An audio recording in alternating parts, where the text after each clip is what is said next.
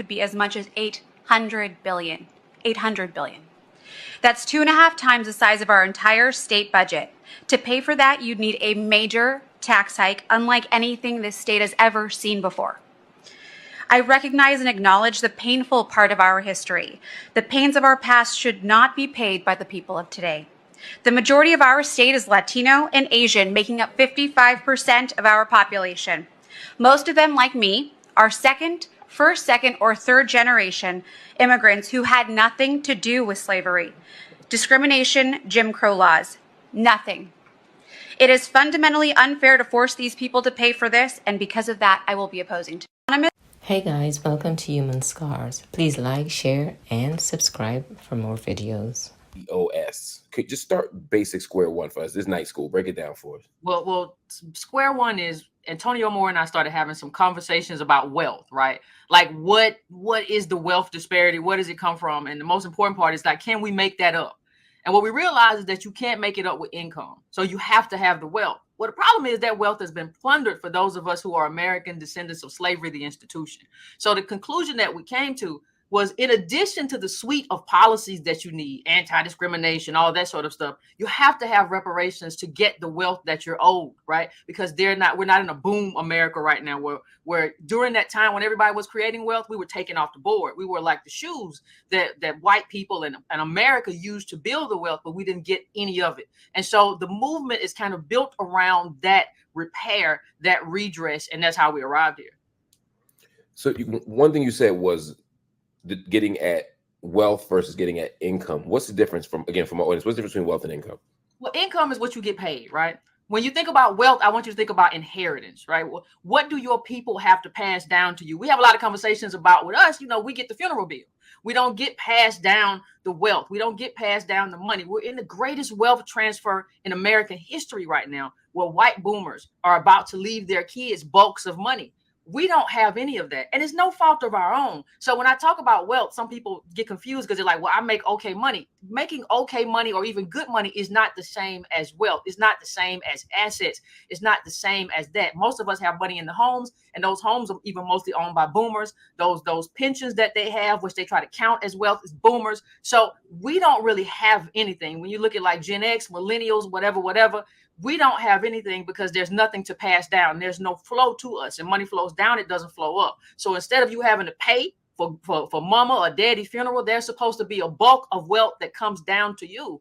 And so that doesn't come down to us because of what America allowed to happen to us. And so when we talk about that, the question then becomes, you're going to need that inheritance in America because America's America.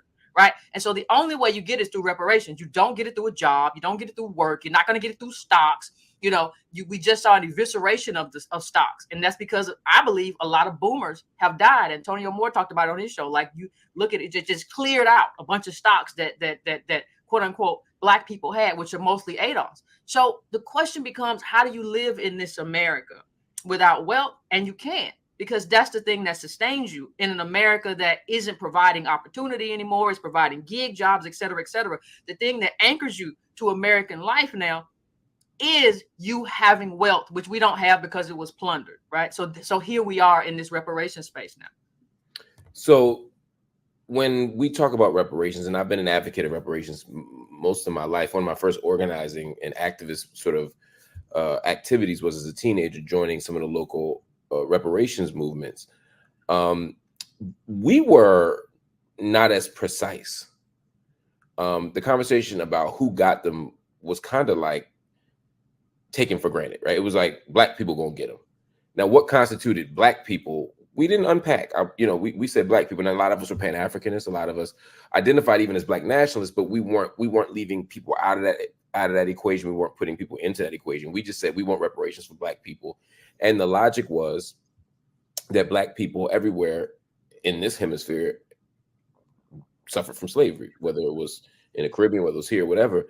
ADOS has a different take on this. Talk to me about why the specific justice claim for American descendants of slavery, and talk to me about sort of how you arrived in that place. Well, the thing is, we actually have the take that everybody else has around the world, right? When you look, you see, like even African countries are fighting for reparations, whether it be from Belgium, whatever European country. You see CARICOM fighting for reparations for their people, right? But they never say, well, we got to go include ADOS. We got to go include Black Americans. We got to go. They never say that because it doesn't make any sense. And it's never made any sense. I think we have always tried to be inclusive, but you have to ask yourself, you know, the majority of Africans came to this country post 2000. The rest came post 1990 because of a change in the immigration law. So how do you tell an African who just got here, right? If you're talking about post 2000, I graduated from Howard in 99. So you're telling me somebody who came after that is entitled to the same thing that somebody who came before that and had an inherited experience that went from slavery to Reconstruction, sharecropping, convict leasing, mass incarceration. That's an accrued disadvantage of 400 years. You can't put that person beside that person and say they're owed the same thing. This is exceptionally true too when you have one person, right, who voluntarily immigrated to this country. You have another group of people who were brought here as chattel slaves, who were sold over here as slaves, right? So we had no agency in that. So you have to separate those groups and figure out who is owed. And in terms of America, now I have no problem. Like I said, when other countries do it, I have absolutely no problem when they say, hey, this is just mine. I have not seen any African country or any Caribbean country say we're going to include, you know, ADOS in our justice claim. So I don't see why we would be, why we are kind of imposed upon to include other people in our justice claim.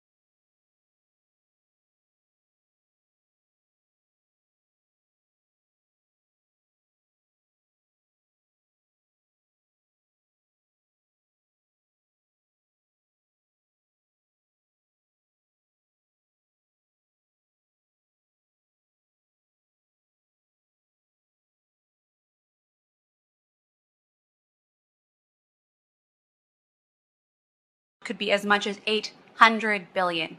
800 billion. That's 2.5 times the size of our entire state budget. To pay for that, you'd need a major tax hike, unlike anything this state has ever seen before. I recognize and acknowledge the painful part of our history. The pains of our past should not be paid by the people of today.